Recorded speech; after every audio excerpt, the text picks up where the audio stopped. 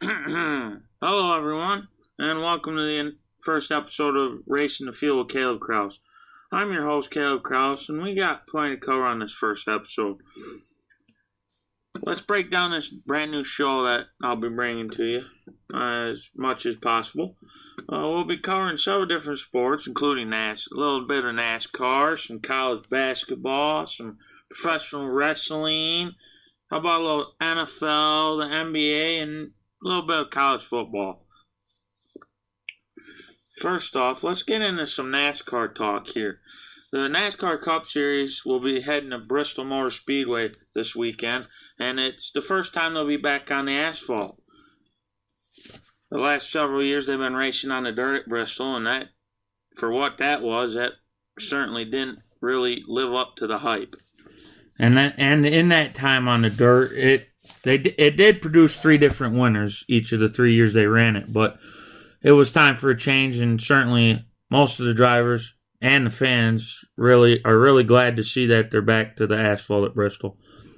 One such driver who really sounded off this week as they get ready to go to the race was Denny Hamlin.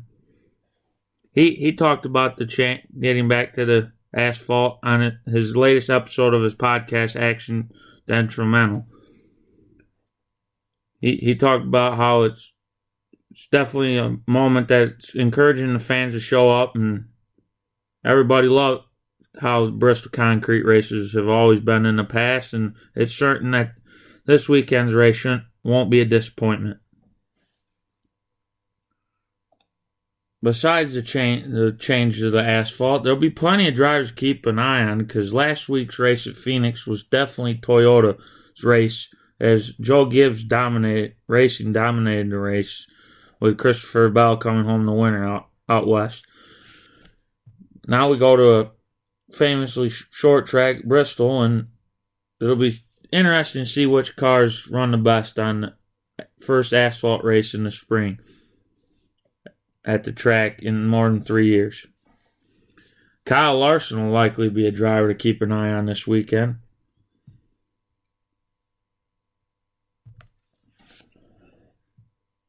In other NASCAR news, horsepower's been the talk of the town across the sport. The likes of Dale Earnhardt Jr., Kyle Larson, Denny Hamlin have really been talking about horsepower. NASCAR certainly seems to act like they don't want to add more horsepower, but a lot of the drivers and the teams think it would really help the racing, because last week's race in Phoenix certainly was not the greatest, to say the least. Elsewhere in the NASCAR world, if you're looking for some world flavor, Kamui Kobayashi will be back for 2311 next week at Circuit of the Americas. His first Cup race didn't go as well as he'd hoped, but maybe this time it'll be better for the Japanese driver. It's March, and everybody is talking about March Madness, and we've certainly had madness already, and the NCAA tournament hasn't even started yet. We've had plenty of upsets in the conference tournaments, and this week, the past couple of days at the Big Ten tournament, it's been quite exciting. But that isn't the biggest headline out of the Big Ten tournament, in my opinion. Today was quarterfinal Friday for the Big Ten tournament. And in the opening game of the day, the top-seeded Purdue Boilermakers outlasted the 8th-seeded Michigan State Spartans in an instant classic matchup that could have easily been for a Big Ten tournament title at one point or another. Zach Edey, who's likely the college basketball player of the year, not in my opinion, but that's my opinion, was able to outlast the Spartans in a very tough game. But that wasn't the story of this game. Michigan State out-hustled, out-toughed Purdue for much of this game, but really didn't have a chance of showcasing that. They had the game tied with less than 2 minutes, but a Fletcher Lawyer 3 ended that run, but that wasn't the story of this game. Big Ten officiating continues to be a problem, and I'm about sick of seeing it, because it's not helping any of these teams in this league, especially when they get to the March Madness tournament. expect Purdue to bow out early once again. The biggest question from the spotty officiating, what's a charge and what's not a charge? What happened to calling flops? That and nonsense fouls. How else are you supposed to defend a 7'4" giant? Michigan State threw everything they had at Zach Edey and Purdue, but still couldn't get it done. I mean, you could throw the kitchen sink at the guy, and he's still going to get his stuff. It's been a tough few years with Zach Edey being the face of the Big Ten, and I, for one, am glad this is his last run. Elsewhere in college hoops, Rick Barnes' Tennessee club once again shit the bed, bowing out short of an SEC tournament championship and losing any momentum they hope to have gained heading into the big dance. The NCAA tournament bubble continues to fluctuate by the day, and it certainly won't be decided until that bracket comes out on Sunday. Lest I forget, probably the biggest news of the day, the Michigan Wolverines have relieved basketball coach Juwan Howard of his job. Well, for those Wolverine listeners out there, this might be a welcome thing. Then again, there's some of you who think he was your team's savior. Clearly he wasn't. Goodbye, Juwan. You certainly didn't. You certainly tarnished the legacy John Beilein built for that university and in that sport. And to think Ward Manuel, the athletic director of Michigan, didn't think there was any problems with Juwan Howard. Wonder what made him turn his tone. That team certainly has some issues other than the coach. Turning our focus to some professional wrestling talk here. Well, things are certainly heating up between the Bloodline and Cody Rhodes. The Rock once again took shots at Cody prior to tonight's SmackDown, calling out his mother in a promo.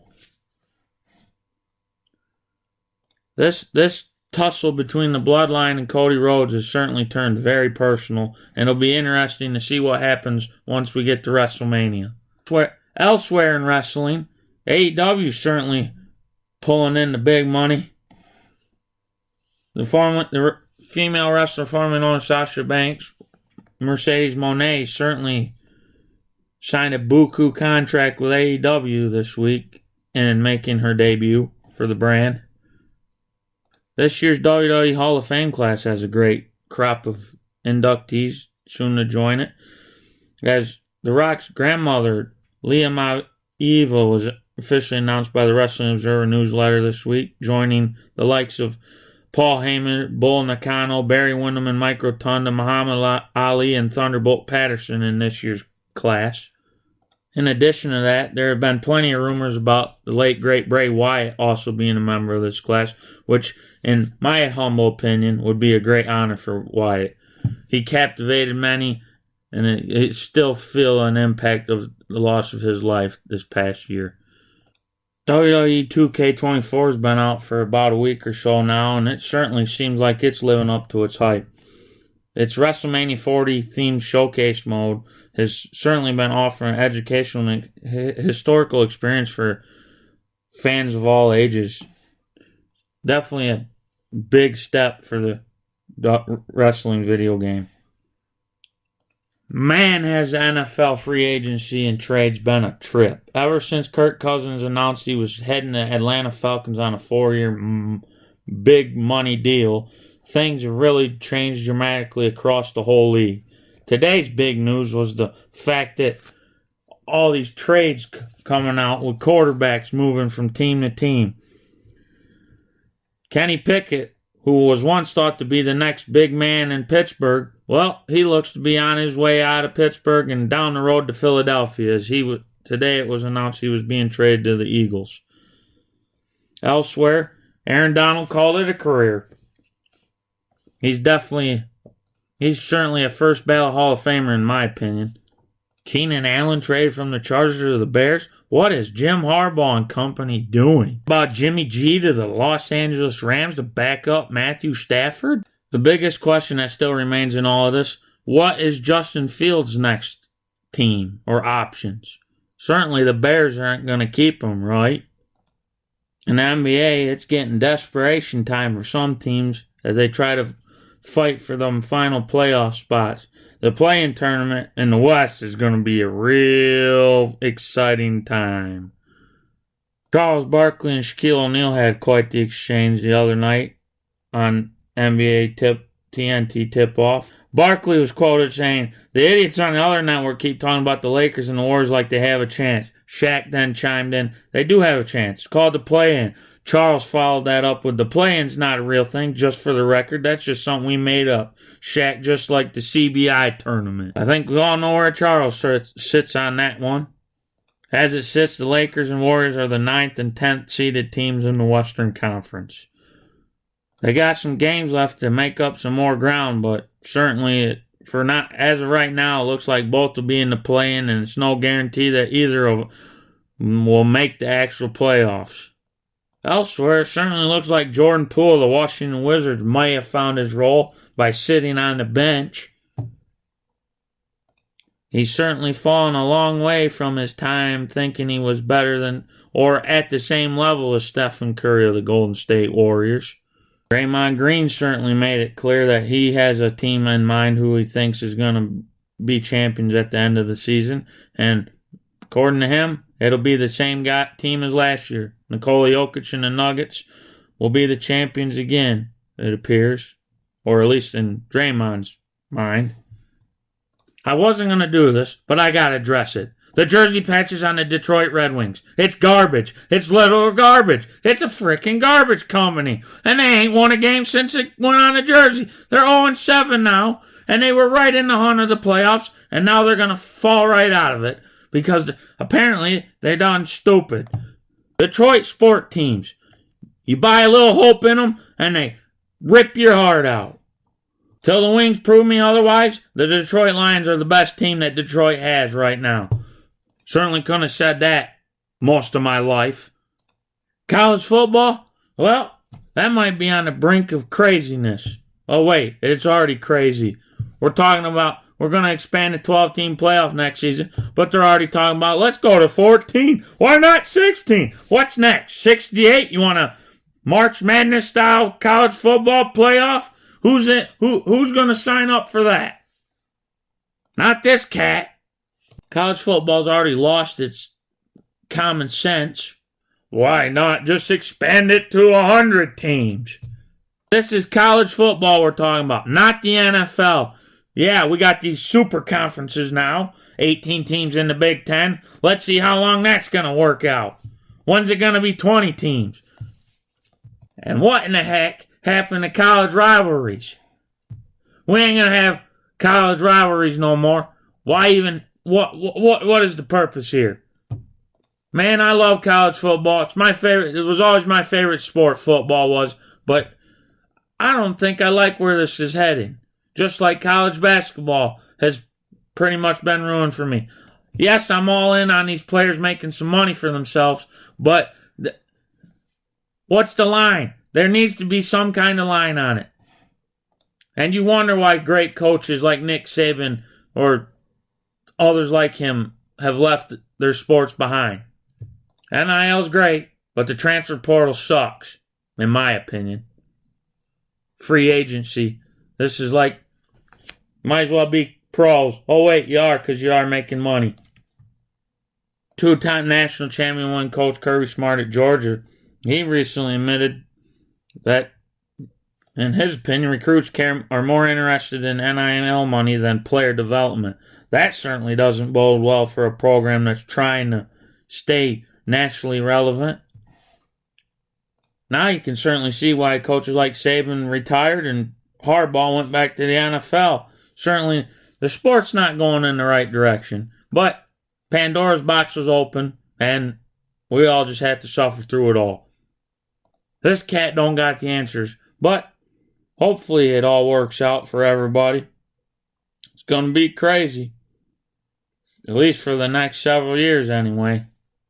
Well, this has been fun. Thanks for tuning in. Catch you on the next episode. Good night.